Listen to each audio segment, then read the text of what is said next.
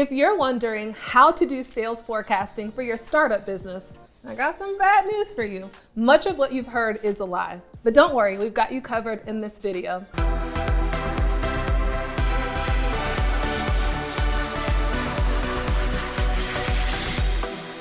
I'm LizJSimpson, founder of the Big Money Movement, accompanied by our incredible genius Big Money Movement coaches, Cheryl Parks and Heather Petherick.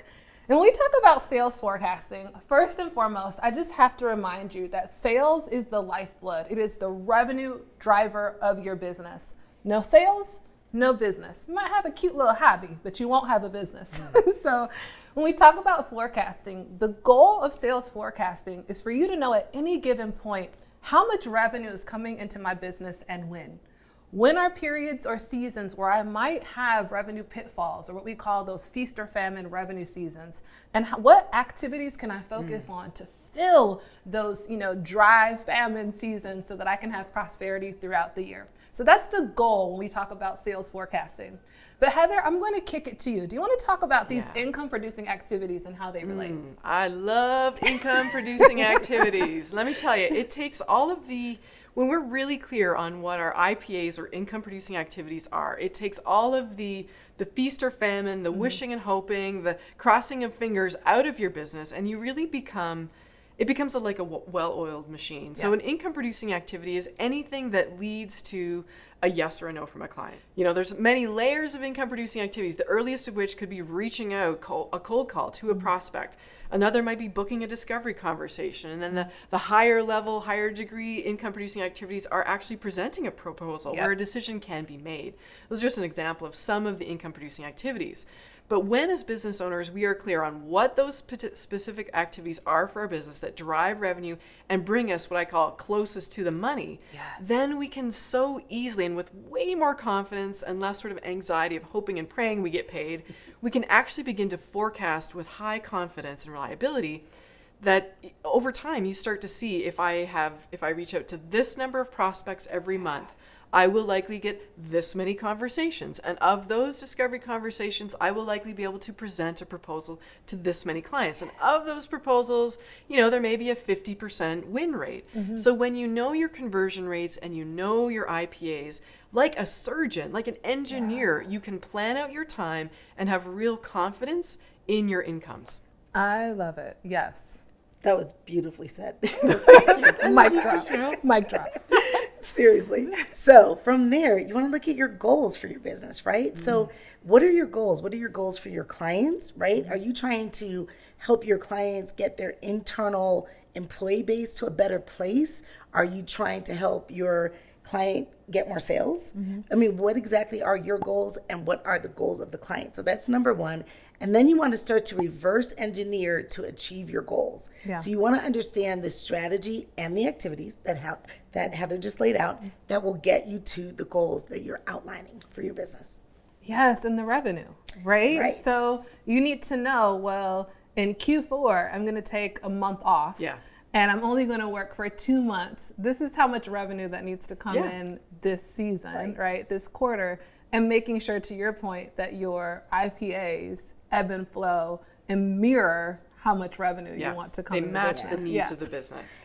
And let me just add that there are quite a few Big Money Movement members who structured their year so that they have time with their families from November to January. You know who you are.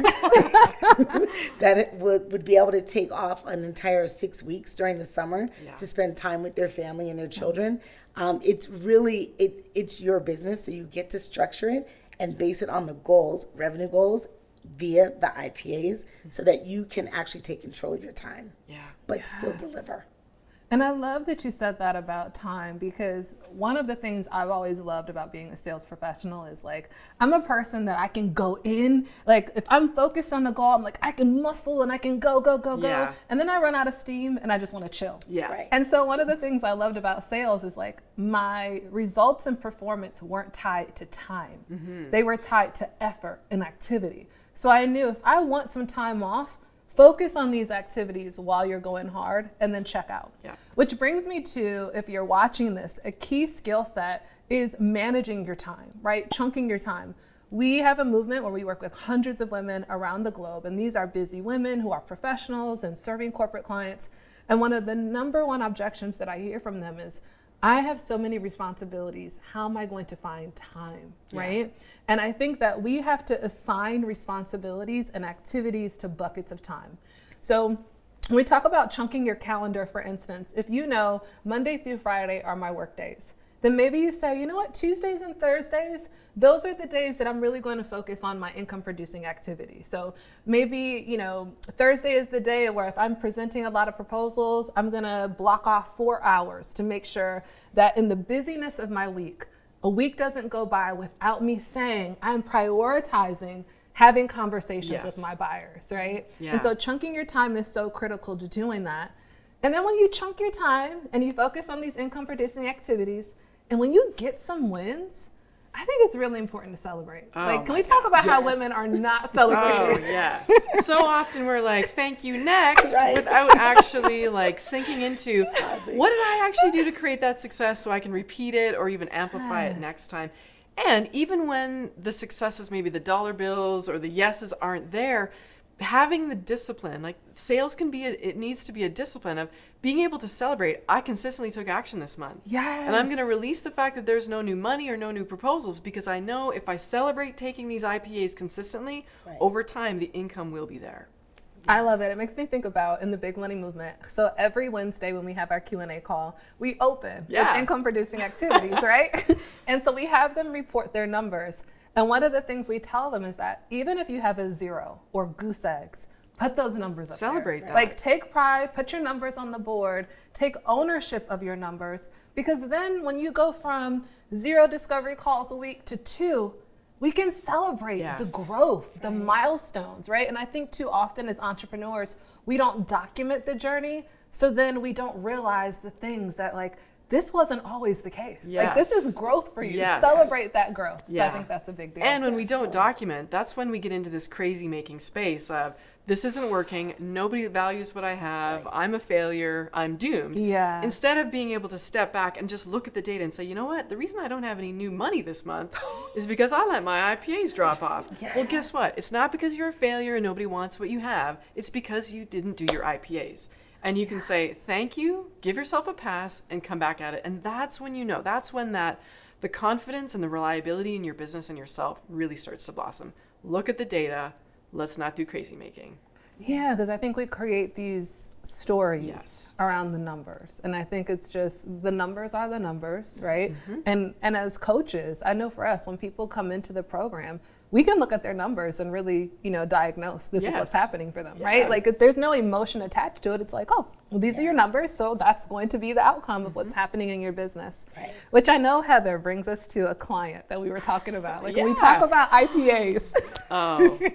So we'll give this client a new name just to protect privacy. Let's call her Sandra. Ooh, So Sandra was new to the big money movement, and she'd been in her business for several years, right? Really well credentialed, a fantastic high ticket network. So all of the signs were pointing to a lot of potential, but she came to the big money movement almost as a last ditch effort. Like, what am I doing wrong? What am I missing? It's just not happening. I thought I would have had a 6-figure business by now.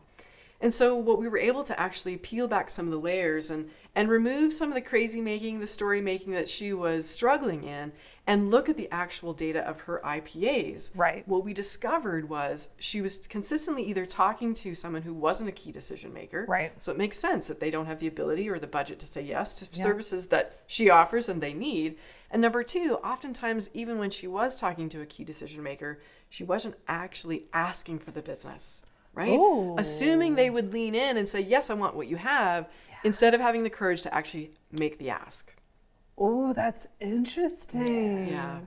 Right? I love that. And what excites me about her is, like, you know, we talk about, this is someone who comes from a background where sales is a bad word. Right? Like, right? Like, sales is so beneath them, right? Like, I love credentialed is the right word, right?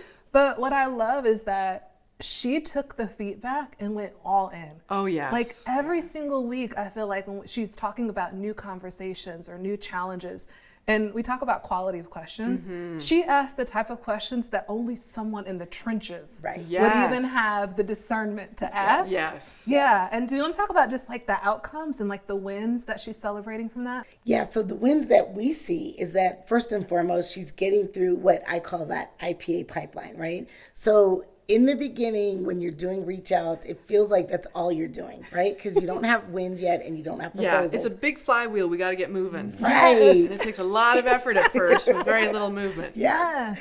And so as you start moving through it, you'll start to see that those reach outs turn into discovery calls. Yeah. Those discovery calls turn into proposals. And lo and behold, they turn into wins. Yes. And or losses. You're going to celebrate it all, fall in Yeah. love with the process. Yes. So one of the wins I'm excited about with Sandra is that after getting into this, I think it's been about a month, that she came to one of our Q&A calls celebrating a big milestone. She celebrated her first five-figure deal in the history of her business. And she now knows how critically important IPAs and being consistent and reverse engineering it all is. Yeah. And I love that for her. I love it. As we wrap up, just one final point, because I know that we work with women day in and day out, and we know the realities of what this looks like. So in addition to mapping out your income producing activities, mapping out a revenue goal, identifying those buyers and taking action, we also want you to take a moment, look at your goals, and be honest about what are the road bumps that you're going to encounter. So when you see those numbers on paper, what is that sinister voice in your head saying, right? What will get in your way? And I think being honest with yourself about what your challenges are going to be is important. Our clients have the benefit of they can bring those to us on clarity calls, and we can help them through, like you talk about that narrative that they make up. But if you don't have a community like ours, you should want to be a part of ours. But plug aside, make sure you document and journal. What is that narrative? Why do you have that narrative? And then what actions can you take to overcome those fears so that you get into action? That being said, when you're looking to take action and build relationships with corporate clients, social selling is really important. There's some great strategies that you can implement to drive those IPAs. Click the next video and we will tell you some of our secrets about social selling in the digital age. See you there. Bye.